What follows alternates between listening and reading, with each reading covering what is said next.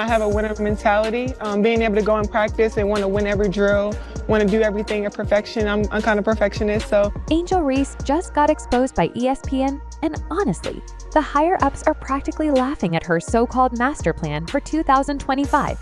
Let's get one thing straight: Reese's audacity to think she can outsmart or outshine Caitlin Clark is commie gold. Outscore Clark, build a loyal audience like hers, break records at the same pace. Never. That's a fantasy, not a plan. Here's the harsh reality: you dream about what you can't have.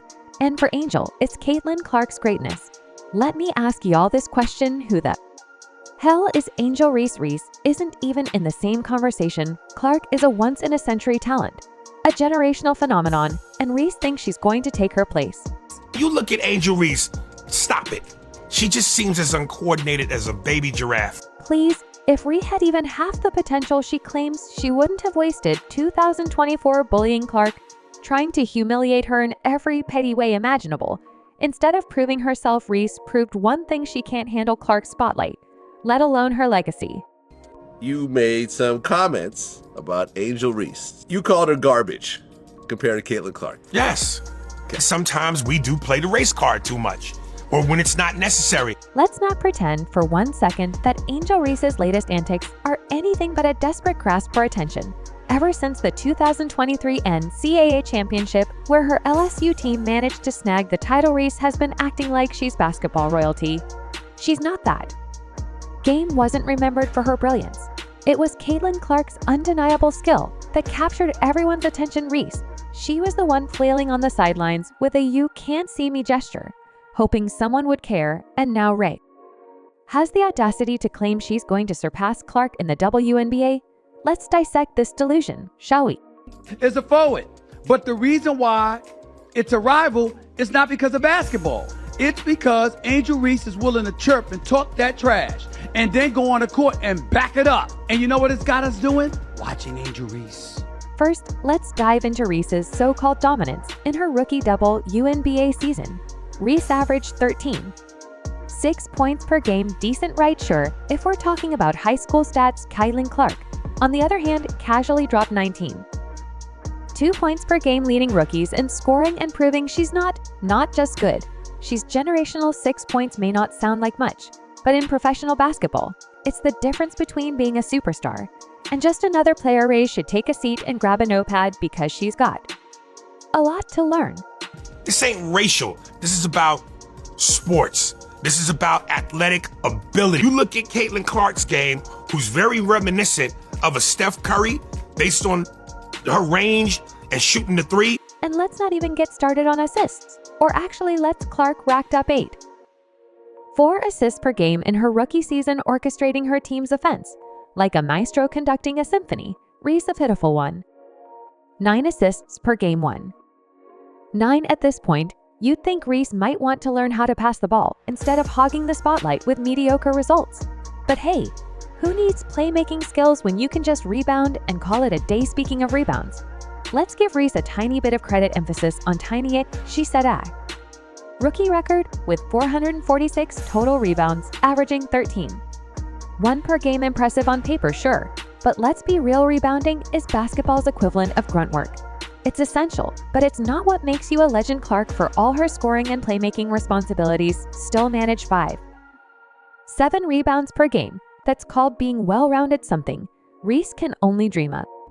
Than Caitlin's. If we're able to stop tying them together, I think way more people will appreciate the things that Angel does well, as opposed to defending the greatness that is Caitlin Clark and what she does well.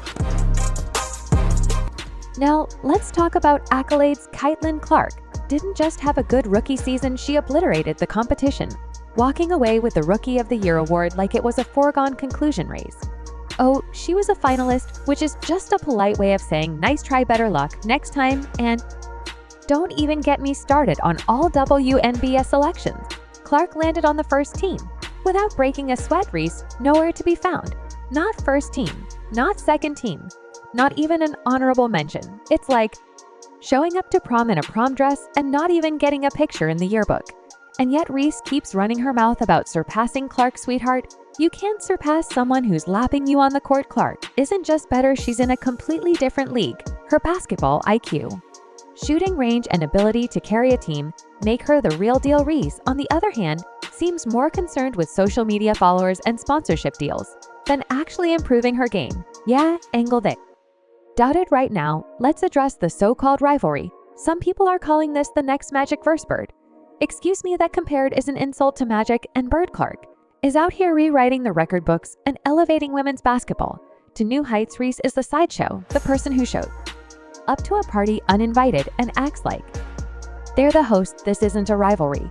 It's a one-sided crush that Reese just can't let go of. When it comes to media coverage, the difference between Caitlin Clark and Angel Reese couldn't be more glaring. Clark was named Time Magazine's 2024 Athlete of the Year, an honor reserved for athletes who actually make a tangible impact on their sport. This recognition didn't come from her talking a big game or making dramatic statements. It came from redefining what it means to be a dominant player in women's basketball. Meanwhile, Angel Reese, she's out there gaining attention through her social media antics, posting lifestyle shots and trying to stay relevant off the court.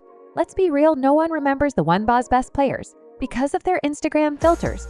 Reese might want to take a few notes from Clark, who's busy letting her on-court brilliance do the talking. Let's not forget endorsements. Reese recently secured a shoe deal with Reebok, which is supposed to be groundbreaking until you remember it's tied to someone who hasn't exactly lit up the professional basketball world. Sure, she's marketable, but that's because controversy sells, not because she's dominating the league. Clark, on the other hand, is landing high-profile sponsorships left and right, and not because she's playing into social media hype. Her appeal comes from her undeniable talent, her leadership on the court, and her role as a trailblazer for women's basketball. Reese is busy chasing likes and hashtags, while Clark is busy attracting sponsors who actually care about game-changing athletes. Then there's the matter of public statements and the so-called rivalry dynamics. Reese loves to stir the pot with bold claims about surpassing Caitlin Clark. But here's the thing, talking about taking down the queen of basketball doesn't make you the queen. If anything, it just makes you look desperate for attention. Clark, meanwhile, couldn't care less about Reese's proclamations. She's laser-focused on her performance, brushing off the drama and continuing to break records, while Reese is fueling debates with her words. Clark is shutting them down with her game. Actions speak louder than words, and Reese's actions are stuck on mute. Now let's move on to future prospects. Caitlin Clark is set to continue her meteoric rise with the India. Isn't just that she'll improve, people are already betting on her to redefine the game yet again. Reese, on the other hand, is heading into another season with the Chicago Sky, hoping to finally figure out how to live up to her own hype. There's a huge difference between aiming to enhance your performance and already being at the top of your game. Clark is the player everyone's watching because they know she'll deliver. Reese, she's still in the will-see phase of her career, and frankly, the is ticking. When it comes to their impact on women's basketball, Clark's influence is undeniable. She's credited with significantly boosting WNBA viewership and attendance, proving that her presence alone elevates them. Sport people tune in to see her brilliance, her leadership, and her ability to make jaw-dropping plays look effortless. Reese, on the other hand, has brought attention to the sport too, but mostly for her off-court escapades.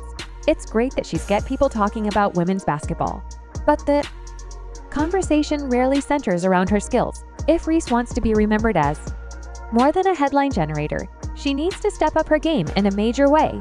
And now the reality check: Reese's goal to surpass Clark isn't just ambitious, it's borderline delusional.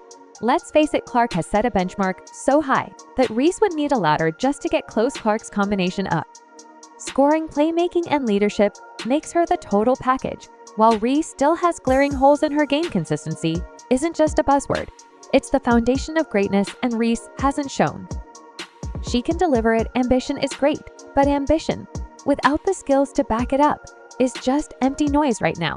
Reese is all talk and no substance, while Clark is busy raising the bar for everyone in the league.